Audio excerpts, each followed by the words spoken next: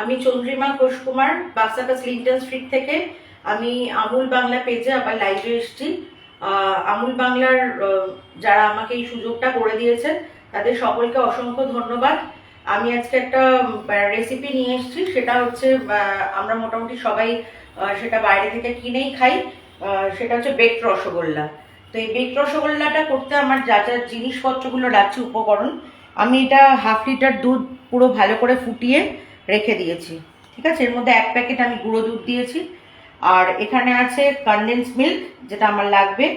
আর এখানে আমি একটু খোয়া ক্ষীর আছে, এখানে গুড় আছে, আর এখানে রসগোল্লা আছে। এটা দিয়ে আমি বানাবো। রসগোল্লাটা আছে, কিন্তু যেটা আমি বেক করব সেটার জন্য যে জিনিসপত্রগুলো লাগছে সেটাকে আমি এবার শুরু করবো আর কি।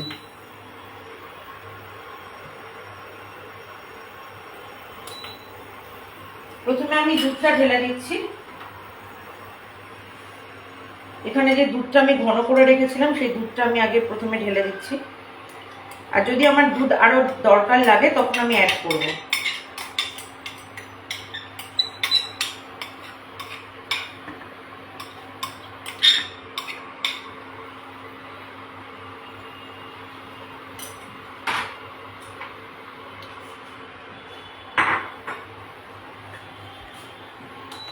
দুধটা ভালো করে ফুটবে প্রথমে। অলরেডি আমার 1 প্যাকেট গুঁড়ো দুধ অ্যাড করা আছে। আর আমি এটা চিনি দেব না, চিনি না দিয়ে এটা করব। এটা পুরো কনডেন্স মিল্ক, আর হচ্ছে মিষ্টিটা যেটাতে আসে সেটা হচ্ছে কনডেন্স মিল্ক, আর হচ্ছে আপনার খোয়া ক্ষীর। আর আমি যেহেতু শীতকাল, কারণ এরপরে আমরা আর গুড়টা পাবো না, সেই জন্য আমি এটা এখানে চিনির বদলে গুড় অ্যাড করছি। ঠিক আছে,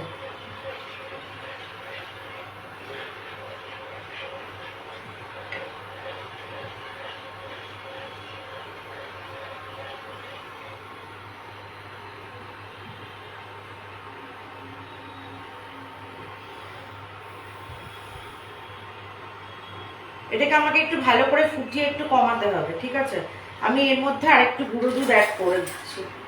আর 1টা প্যাকেট আমি গুঁড়ো দুধ অ্যাড করছি।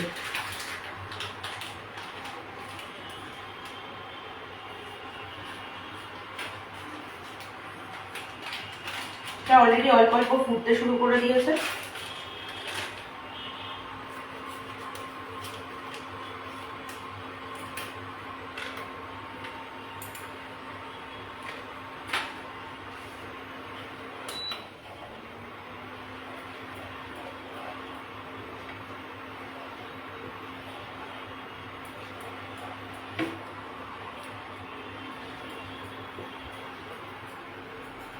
এটা অলরেডি ফুটতে শুরু করে দিয়েছে।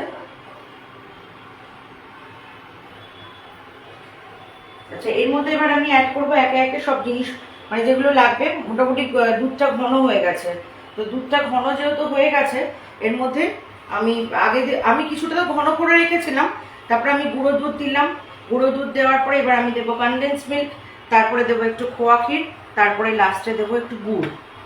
কিন্তু গুড়টা একদম লাস্টে দিতে হবে, কারণ যাতে গুড়টা দিলে অনেক সময় দুধটা কেটে যাওয়ার সম্ভাবনা থাকে, যাতে দুধটা কেটে না যায়, সেই জন্য আমি এটা লাস্টে দেবো।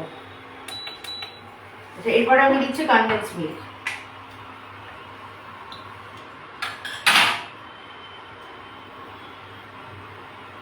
এটা আমুলেরই কনডেন্স মিল্ক আমি ব্যবহার করছি। আমি 2 চামচ কনডেন্স মিল্ক দিলাম, কারণ কনডেন্স মিল্কে একটা মিষ্টতা ব্যাপার থাকে।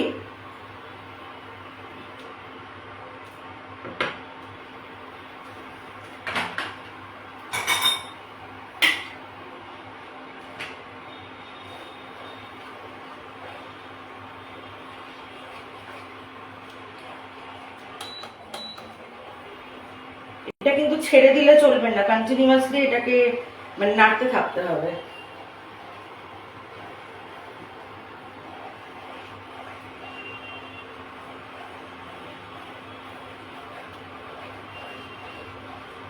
এরপর আমি একটু খোয়া ক্ষীর অ্যাড করব। আমি 1 চামচ দিচ্ছি, বেশি না, হ্যাঁ, আর অল্প একটু দিলাম।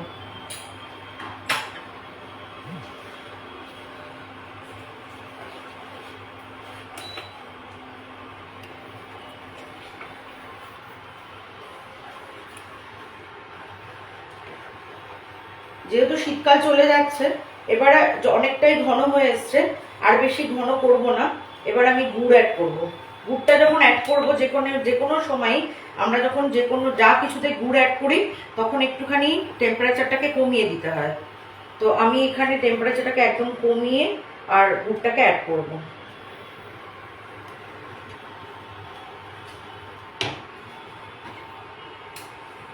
এটা আমি কিছুটা গ্রেট করে রেখেছি, 1 চামচ দিলাম আর অল্প একটু দেবো।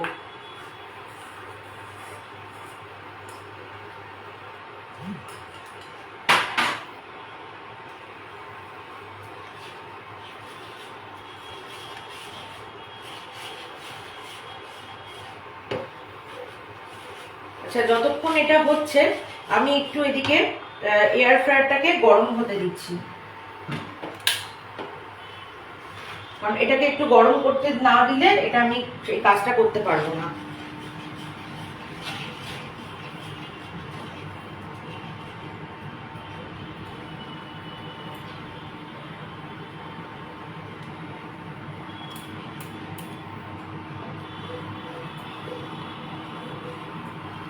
এটা অলমোস্ট হয়ে গেছে, আর এটা আমি নাড়বো না।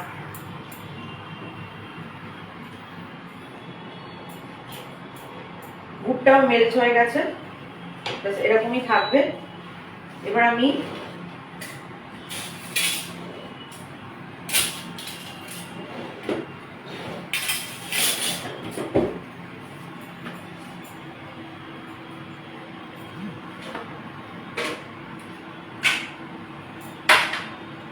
আমি দুটোতেই করছি, যেহেতু শীতকাল, গুড়ের রসগোল্লা পাওয়া যায়, সেই জন্য গুড়ের রসগোল্লা, একটাতে গুড়ের আর একটাতে চিনির।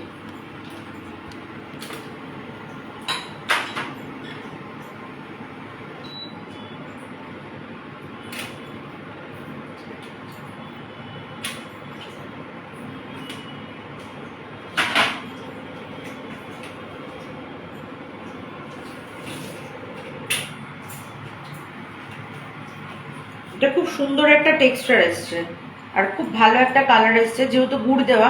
আর এটাতে কিন্তু আমরা কোনোভাবেই এলাচ ব্যবহার করব না, কারণ এলাচের একটা উগ্র গন্ধ আছে, সেটাতে কিন্তু এই এত সুন্দর ব্যাপারটাই নষ্ট হয়ে যাবে।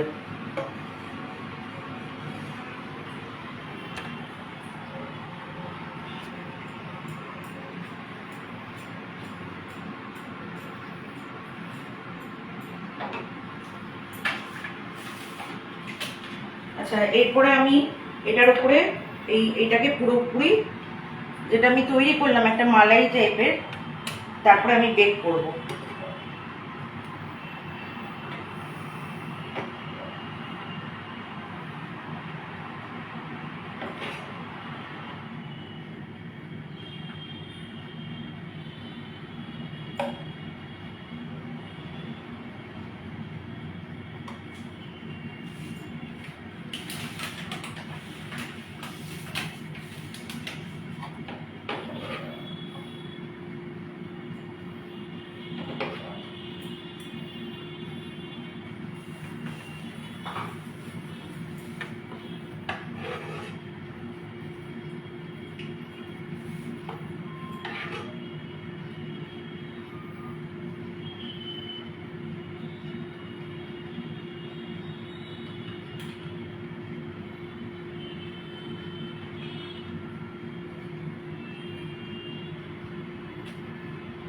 আচ্ছা, এই রসগোল্লার মধ্যে কিন্তু কোনো রস থাকা চলবে না।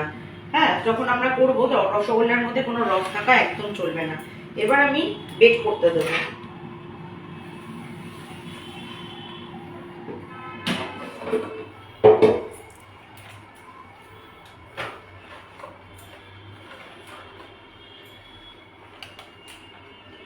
আচ্ছা, এটা দুটো একসাথে বসছে না, আমি যে কোনো একটা করে দেখাচ্ছি, ঠিক আছে?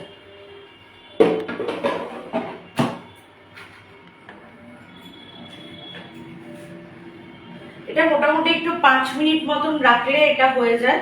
আর এটা যতটা, এটা শুধু রসগোল্লা নয়, এটা মিহিদানা করা যায়, এটা কেউ যদি চায় গোলাপ জামুন দিয়ে করতে পারে, প্লাস হচ্ছে মানে বিভিন্নভাবে এক্সপেরিমেন্ট করা যেতে পারে, কিন্তু এই তিনটে আমি করেছি, যেটা করেছি সেটা আমি বললাম। এটা বাড়িতে সবাই চেষ্টা করে দেখবেন। আর মোটামুটি এই যে আমুলের, এই বিশেষ করে আমুলের একটা আছে, আমুল মিঠাই একটা আছে, সেটার থেকে আমি যে কনডেন্স মিল্ক গোল্ড এটা ব্যবহার সবাই করবেন, কেন কি এটা মানে মানে মিল্ক মেড যে কনসিস্টেন্সিটা বা যে এত ভালো একটা ফ্লেভার আসে, এটা দিলে অনেক বেশি ভালো হয় আর কি। ঠিক আছে, আর এই দুধটা ব্যবহার করতে পারেন, কিন্তু আমি ব্যবহার করেছি আমুল গোল্ড। যে কোনো মিষ্টি বানাতে গেলে আমুল গোল্ড ব্যবহার করাটা ভীষণ প্রয়োজনীয়, কারণ আমুল গোল্ডে একটু ফ্যাট থাকে এবং যেটাতে যে কোনো মিষ্টি বেশি ভালো তৈরি করা যায়। আর এয়ার ফ্রায়ারে একটা সুবিধা আছে, আচ্ছা এটা একটু বলে দিই, এটা আমি 200 দিয়ে রেখেছি, ঠিক আছে।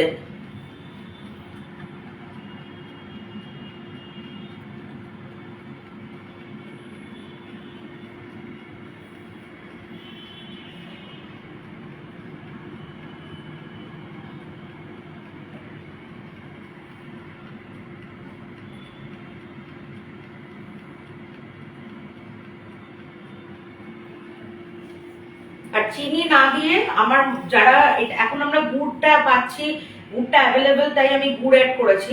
আর যখন কেউ চিনি দিয়ে করতে চায়, চিনিটা অ্যাড না করে, কারণ চিনিটা এখন আমরা একটু অ্যাভয়েডই করি, তো চিনির বদলে কেউ খোয়া ক্ষীর দিতে পারে, কনডেন্স মিল্কটা দিতে পারে, গুঁড়ো দুধ দিতে পারে, এগুলোতেই একটা মিষ্টি মানে অলরেডি চলে আসে। তো সেই কারণের জন্য আর মানে অন্য কিছু দেওয়ার প্রয়োজন হয় না, ঠিক আছে। আচ্ছা একটু একটু করে, যেহেতু এটা এয়ার ফ্রায়ার, আমরা মাঝে মাঝে খুলে খুলে দেখতে পারি কিন্তু, হ্যাঁ এই যে অলরেডি কালার চলে এসছে, একটুখানি দেখিয়ে দিই, একটু কালার চলে এসছে, এটা আরো হবে, হ্যাঁ।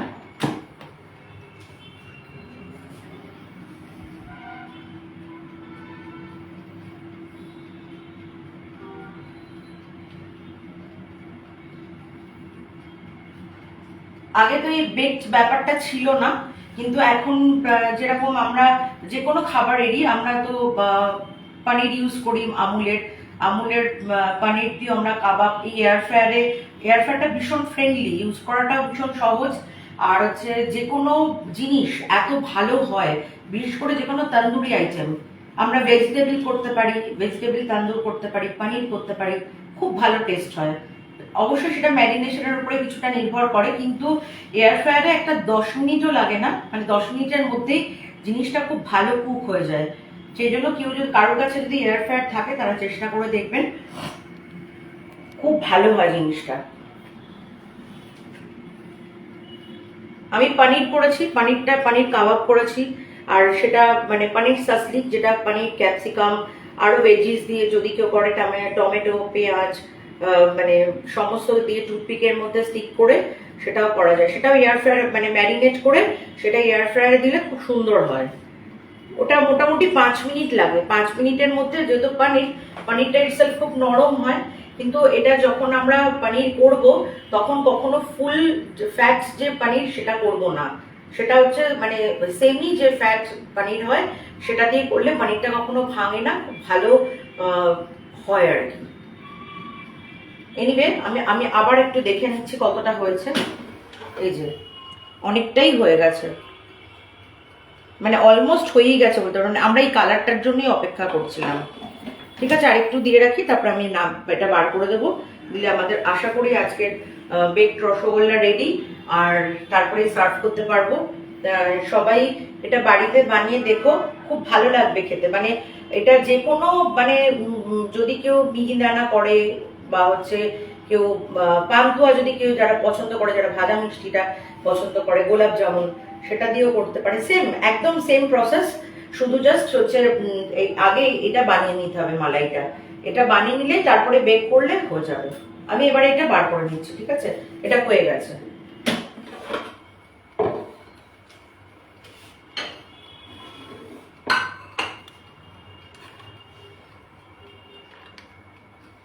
আচ্ছা আমি এবার এইটা দিয়ে দিচ্ছি, আমার কাছে এখন অতটা সময় নেই, সেই জন্য আমি হচ্ছে একটাই দেখাচ্ছি। এই যে একটু টেক্সচারটা ভালো করে দেখাচ্ছি, ঠিক এই জিনিসটা হবে কিন্তু, তবেই কিন্তু বেকড রসগোল্লাটা আলটিমেটলি তৈরি হবে।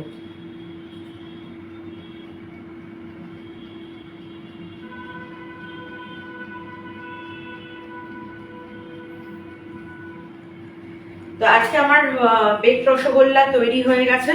আশা করি সবার খুব ভালো লেগেছে। সবাই খুব বাড়িতে চেষ্টা করো, ভালো লাগবে। আর এয়ার ফ্রায়ার থাকলে তো কোনো কথাই নেই। আর যাদের বাড়িতে এয়ার ফ্রায়ার নেই তাদেরকে আরেকটা সাজেশন দিচ্ছি, এটা আরেকটা ভাবে করা যেতে পারে। সেটা হচ্ছে যদি কারোর এয়ার ফ্রায়ার নেই তারা কিন্তু কড়ার মধ্যে গরম জল দিতে পারে বা নুন দিতে পারে, দিয়ে একটা স্ট্যান্ড বসিয়ে তারপরে এই ফয়েলের মধ্যে বসিয়েও কিন্তু এটা করতে পারে। আমার মনে হয়, আশা করি মোটামুটি কাছাকাছি হয়ে যায়, কোনো অসুবিধা হয় না। কিন্তু এয়ার ফ্রায়ারের যে টেক্সচারটা হয় এটা খুব সুন্দর হয়।